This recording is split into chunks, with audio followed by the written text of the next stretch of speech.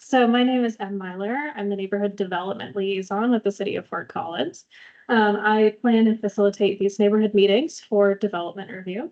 I'm joined with several city staff and actually just want to do a sign check really quick. I have Sharon online. Sharon, do you mind letting me know that you can hear me? I can hear you.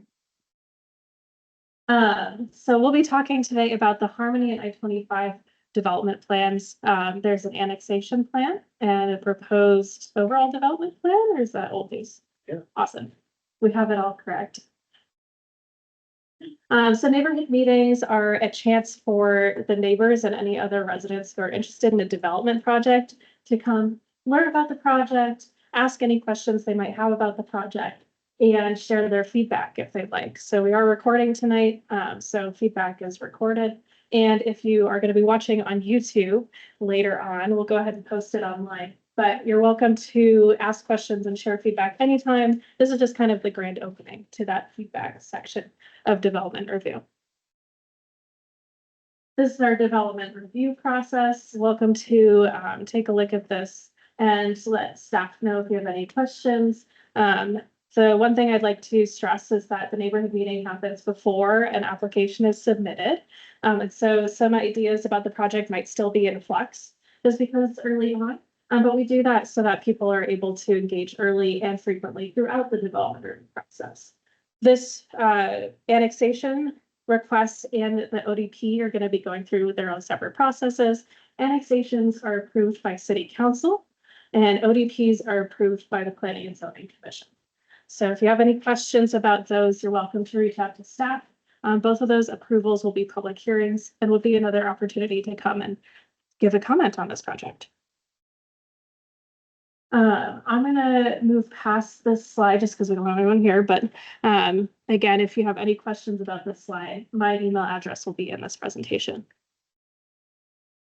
I have some ground rules that we don't really need tonight. And then I'll go ahead and pass it over to Clark, who's the planner on this project. I'm really gonna just say one thing kind of from the city side, and then the applicants can explain what it is that they're proposing to do here.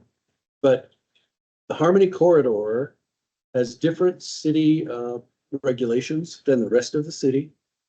It was the plan for Harmony Corridor and the regulations that apply to it were first put in place in 1991 before the city had today's land use code. So there are these separate documents that govern land use and development in the Harmony Corridor. That's really the main thing I wanted to say. So anywhere else you'd be looking for the land use code. Here, you're looking at these two documents.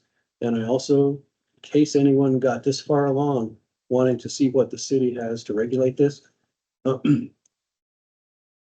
Regulate development, potential development. There is an update to these two documents, in particular the standards and guidelines. And that update is not published in these documents. It was adopted right around 2020. These documents never got updated to incorporate that. So where we're working with this developer team, they're aware of the updates to these documents that we have separately. And so it's just a unique situation as far as the city's regulations governing this. I was wondering if you said what an ODP is. I haven't. Okay. I think that'd be great. You're talking about them doing a annexation. I even talked to someone today who needs to perhaps annex, and they've never heard the word annexation. So even annexation is incorporating land into the city of Fort Collins city limits that is currently not in the Fort Collins city limits, just outside of Narmer County jurisdiction. And ODP, overall development plan, just think of a master plan that is going to govern multiple subsequent development plans for more specific pieces of the property over time. So overall development plan, ODP, and just kind of think master plan for future phases. With that, the applicants can say a little bit about what it is they're proposing to do. Do you need me to stand or is it okay for me to chat through? I think the camera should pick you up okay for sure. That's weird.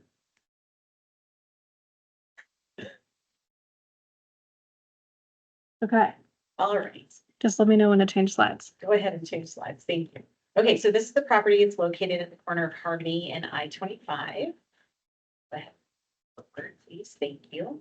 So like Clark mentioned, we are doing an annexation in ODP, which is the overall development plan, and we're also submitting a PDP at the same time. So there's multiple different packages that are going in.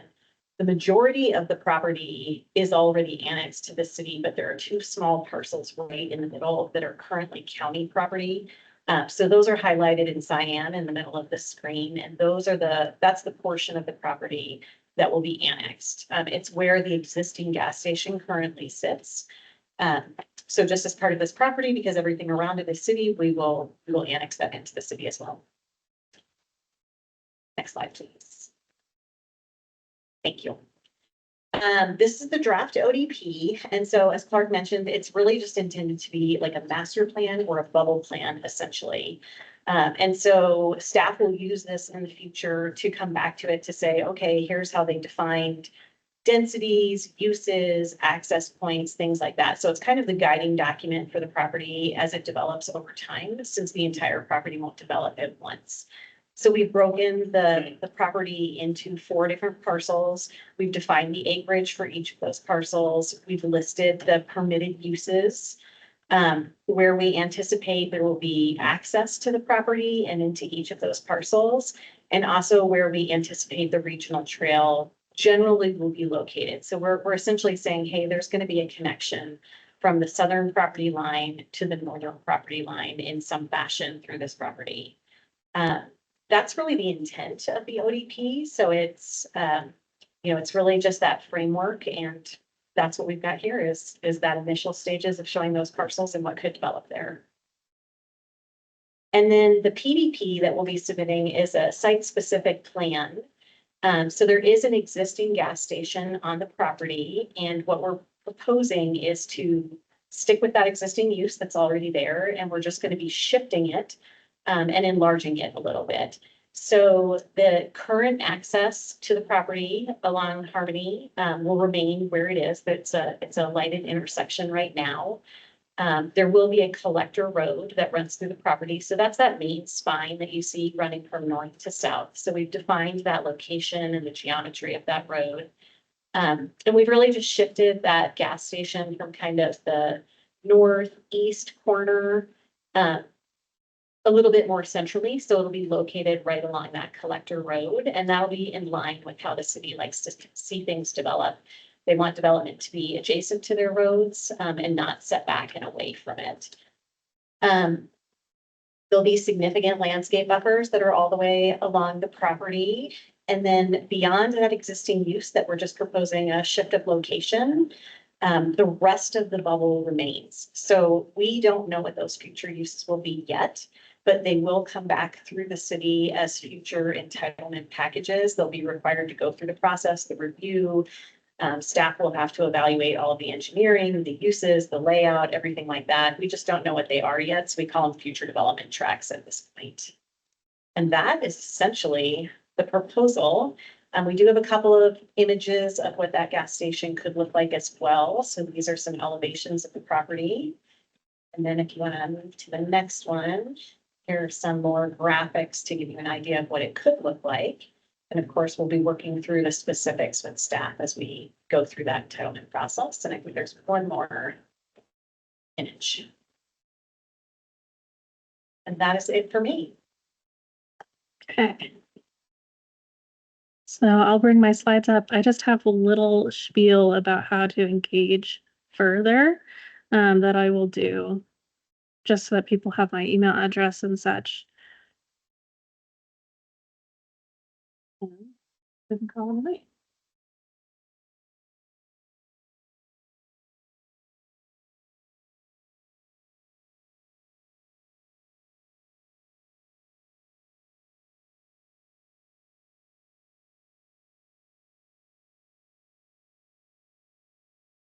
All right.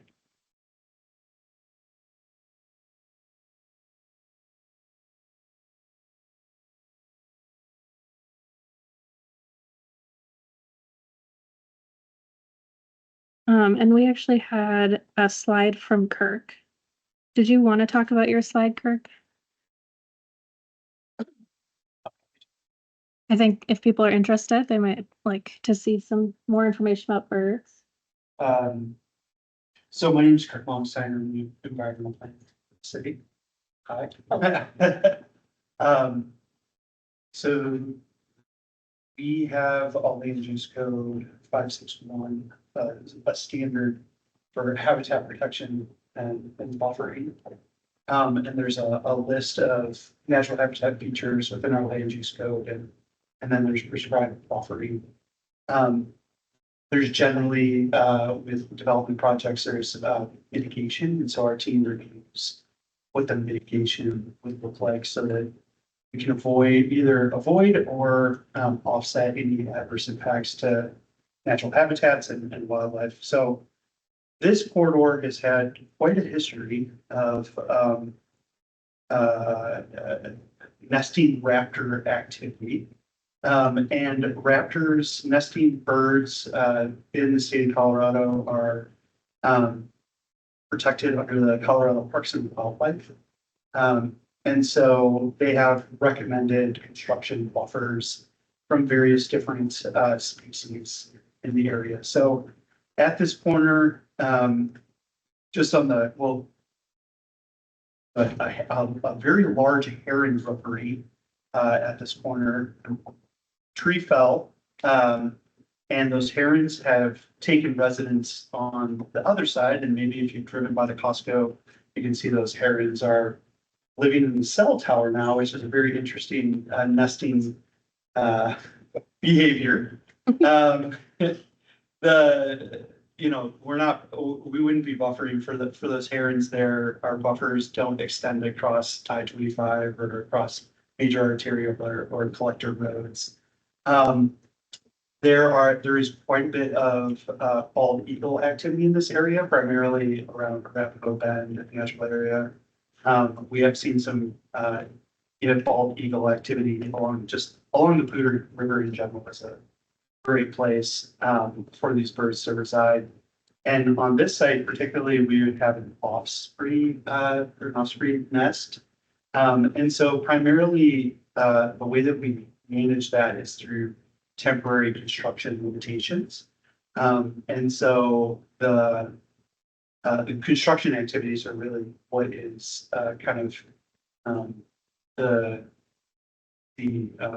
those activities are the things that are disruptive to the bird nesting behaviors. And so we condition construction activities to be outside of those nesting periods, but construction can continue. And CPW or Colorado Parks and Wildlife is heavily involved as well in terms of monitoring and letting us know if there's any disruptions to those birds. Primarily, we want to make sure that if we're keeping these birds in our community, the habitat value that we like. As a part of the ODP, one of the requirements on the ODP is we'll have you identify any habitat buffers that would be associated with 561. So that as we're laying out that bubble diagram moving forward, we'll have an idea of what's out there, and then in subsequent PDP, FTP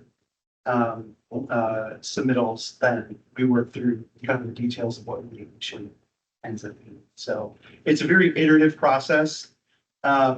We've seen situations where when we start a project, there's no birds, and then depending on the timeline, the birds move in. So that's also something that we watch as well. Or vice versa. I'm sorry. Or vice versa. Or vice versa. Yeah, in the case of the herons, there was the development out there, the herons left. And so that would no longer conquer some of the property, obviously. We're buffering for the nest, not necessarily for the tree. So that's kind of this primarily in this area, we would be concerned with nesting raptors and the habitat. And construction could be a ways out. Nobody knows right now Nobody knows. when the first machine will be out there, so. Yeah, it's just something we watch and we wonder, and again, we condition that because you really need to start. Thanks, Kirk. We did have somebody join who I don't recognize, so I wanted to give them a chance to ask us any questions about the proposal. Corey, we went over kind of the idea for this property and we have some kind of general plans, but nothing super specific, just to move the current gas station and expand it a little bit and then do some floodplain work on the project, as well as including an annexation into the city, since it's currently outside the city. So I wanted to see if you have any questions about the project or if you'd like to make a comment as well. We are recording tonight. I'm going to go ahead and post the recording on YouTube, but we should be able to answer any questions that you've got here tonight as well. I'll just give you a couple seconds to unmute if you'd like to, or you're welcome to put something in the chat as well. Someone's on our team. Corey Urban, Yes. amazing. Don't give him the chance to speak. Okay, Corey, you're muted. He'll tell Okay. some joke. Okay, learning a lot about Corey tonight. Okay, so we'll just keep going then. So I just wanted to make sure everybody who's watching this video knows exactly what to do next if they have questions or any comments that have come up during this presentation. So like I said, we're doing the neighborhood meeting before there's been an application, and there could be an application anytime after 10 days post the neighborhood meeting. As of right now, you're welcome to reach out to me anytime to either ask me a question or to send me a comment. And those comments will be kind of collected and saved throughout this project, even through the different phases of this project, to make sure that we're listening to the public throughout. My email address is included up at the top right of this slide, and it'll be on the last slide as well. You're also welcome to mail or drop anything off at the office. And then at the end of this process, staff is going to do a lot of review work. They're going to take a look at things like the bird migration and the habitat zones and stuff like that we talked about today. And once they feel that it's prepared for a public hearing, it'll go to a public hearing. That would be your next time to come and speak in person on this project. We do send letters out to a radius of property owners within the area when we schedule a public hearing. And then we also post a sign. So you can keep up to date on this project as it goes through. Like Clark said, we're not sure when construction might happen. There's different phases of this project and it kind of gets a little bit complex. So my suggestion would be to reach out to me and I'm happy to help guide you through the process. And that's my last slide with my contact information, and we'll go ahead and close the meeting unless anybody else wants to present. Nobody's really excited about public speaking. All right. Thanks, everyone.